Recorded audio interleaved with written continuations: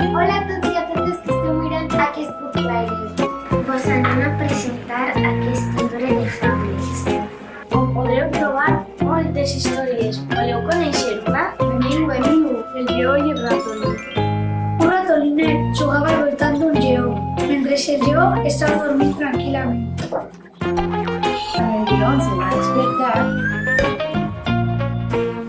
El mirà i li digué que no molestara més si se n'anara d'allí.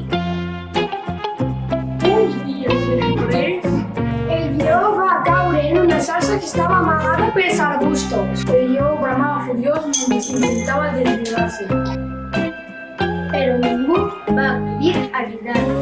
Bé, sols un li va ajudar, el ratolí. Va començar a buscar la salsa sense.